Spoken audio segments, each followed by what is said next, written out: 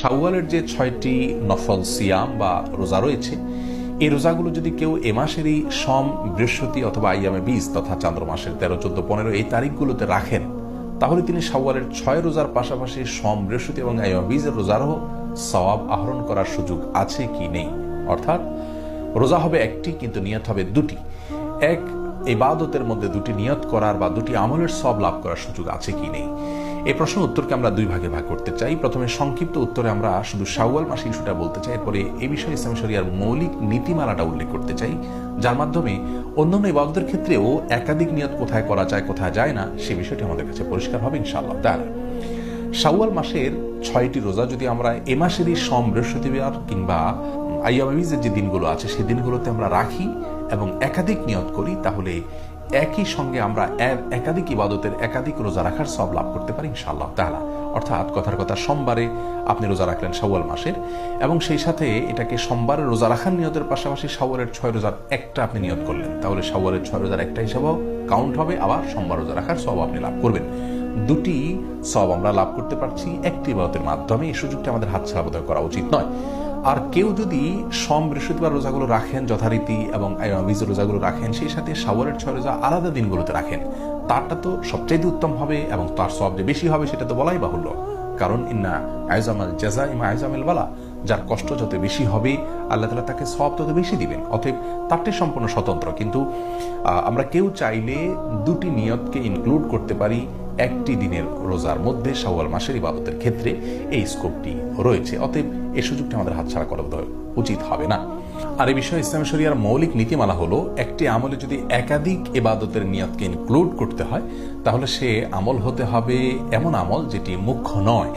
মুখ্য বা মৌলিক ইবাদত যেগুলোকে মাকাসিদ বলা হয়, সেরকম ইবাদতের মধ্যে একাধিক নিয়ত ইনক্লুড করা চলবে না। যেমন ধরুন জোহর, আসর, এই ইবাদতগুলো ফরজ ইবাদত এবং মুখ্য ইবাদত। অতএব এই ইবাদতগুলোতে যদি আপনি নিয়তকে ইনক্লুড করেন, কেউ জোহরের ফরজ নামাজ কাজা হলো, তার আসরও কাজা হলো, তো জোহরের নামাজের মধ্যে তিনি আসরের নিয়ত করে নিলেন, এই সুযোগ নেই, কারণ এগুলো মুখ্য ইবাদত। যেগুলো ওয়াসাইল জাতীয় ইবাদত, যেগুলো মুখ্য নয় এমন ইবাদত, যেমন ধরুন মসজিদে প্রবেশের 2 রাকাত সুন্নাত, মসজিদে প্রবেশ করার পর নামাজ না পড়ে যেন মানুষ না বসে, এটা হলো মূল বিষয় এখানে। ওই 2 রাকাত যেটি আমরা মসজিদে প্রবেশের সম্মানার্থে পড়ছি হাদিসের নির্দেশ অনুযায়ী, সেই 2 রাকাতই এখানে একমাত্র মুখ্য নয়, মুখ্য হলো নামাজ পড়াটা। তো এই ইবাদতটি এমন ইবাদত যেটি মুখ্য নয়, ওয়াসাইল জাতীয় ইবাদত, এটাকে কন্ডিশন বা শর্ত জাতীয় ইবাদত আমরা বলতে পারি। তো এইরকম ইবাদতের মধ্যে ইনক্লুড চলে। অর্থাৎ ফজরের নামাজে আপনি মসজিদে প্রবেশ করলেন, করে ফজরের 2 রাকাত সুন্নাত পড়লেন, সেই সুন্নাতের মধ্যে আপনি যদি তাহিয়াতুল মসজিদেরও নিয়ত করেন, তাহলে সেটার সুযোগ আছে। অর্থাৎ এখানে 2টা ইবাদতের নিয়তকে আপনি ইনক্লুড করতে পারবেন। তার কারণ হলো একটি ইবাদত এখানে আমরা দেখতে পাচ্ছি এটা মুখ্য নয় এমন ইবাদত। তাহলে যে ইবাদতগুলো মুখ্য, 2টি ইবাদতই মুখ্য, সেখানে এরকম ইনক্লুড করে নিয়ত করা যাবে না।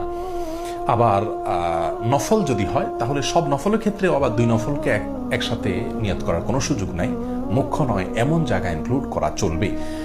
যেমন কেউ যদি তাহিয়াতুল উযুর ক্ষেত্রে একই কাজ করেন, যে তাহিয়াতুল উযু তিনি উযু করার পর 2 রাকাত নামাজ পড়লেন, তিনি যে কোনো নামাজ পড়লেন সেখানে তাহিয়াতুল উযুর নিয়ত করে নিলেন, তাহলে সেক্ষেত্রে একসঙ্গে 2টি ইবাদতের সওয়াব তিনি পেতে পারেন।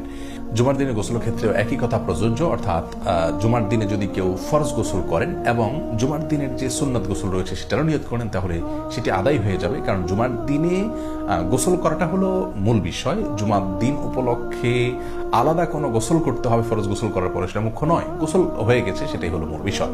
বিধায় এখানে জুমার দিনের যে গোসল সেটা মুখ্য ইবাদত থাকলো না, ওয়াসাইল জাতীয় ইবাদত হলো। অতএব এখানে ইনক্লুড করা চলবে, এক গোসলে 2টি আমাদের ইবাদত হতে পারে, 2টি আমল হতে পারে, ফরজ গোসল হতে পারে, আবার সুন্নাত গোসল আদায় হতে পারে। একই কথা শাওয়ালের 6 রোজার ক্ষেত্রে প্রযোজ্য, যে সেগুলো সোম, বৃহস্পতি বা আইয়ামে বীজের দিনগুলোতে আমরা যদি নিয়ত করে নিই, তাহলে এখানে ইনক্লুড করা যাবে। অতএব সব ক্ষেত্রে আবার 2টি ইবাদতের নিয়ত আমরা একসঙ্গে একটা ইবাদতের মধ্যে করার সুযোগ থাকছে না। আল্লাহ তাআলা আমাদেরকে বোঝার তৌফিক দান করুন। আসসালামু আলাইকুম ওয়া রাহমাতুল্লাহি ওয়া বারাকাতুহু।